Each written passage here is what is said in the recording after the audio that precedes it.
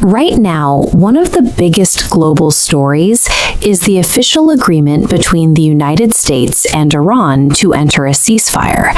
But what exactly does that mean? Does this agreement actually signify the end of the conflict, or is it merely a temporary pause? To understand how this works, think of two neighbors who have been arguing for years. When the fight gets too intense, they might agree to lower their weapons so they can talk. This diagram illustrates how a ceasefire is strictly a mechanical pause in the shooting, not a resolution of the underlying problems. Because a ceasefire leaves the core issues unaddressed, the deep historical disagreements and anger between the two nations remain entirely active beneath the surface. This state of affairs is a highly fragile diplomatic pause, one that is currently holding regional stability and the global economy together by a very thin thread.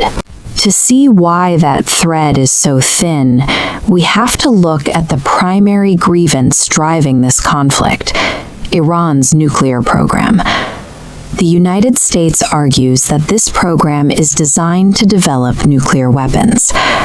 American officials believe an armed Iran would dramatically increase the risk of a much larger war in the Middle East. Iran counters this by stating their nuclear program is strictly for peaceful electricity generation and scientific research. They defend it as their sovereign right to make national security decisions.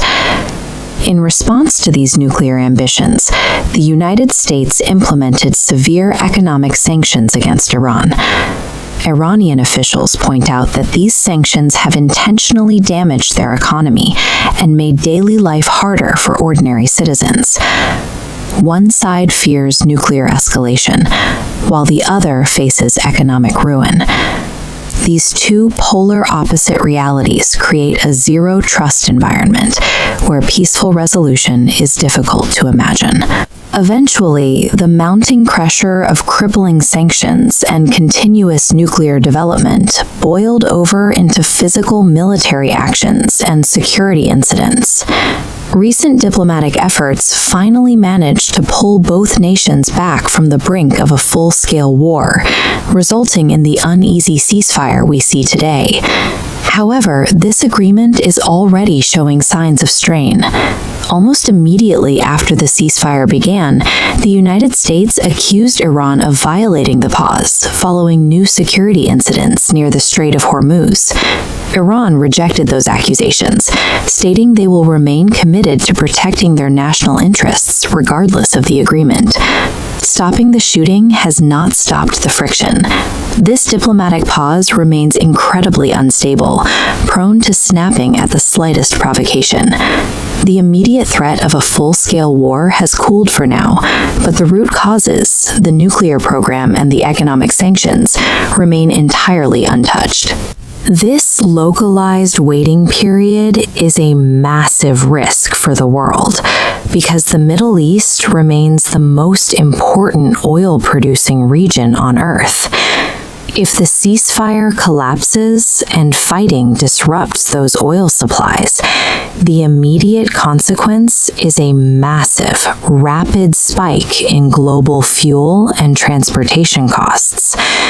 Those energy prices ripple outward, increasing the cost of food, straining international trade, and hurting businesses in countries like India, Japan, and throughout Europe.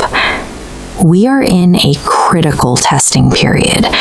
Diplomats have a narrow window of a few weeks or months to negotiate the deeper issues of sanctions and nuclear development before this temporary pause fails.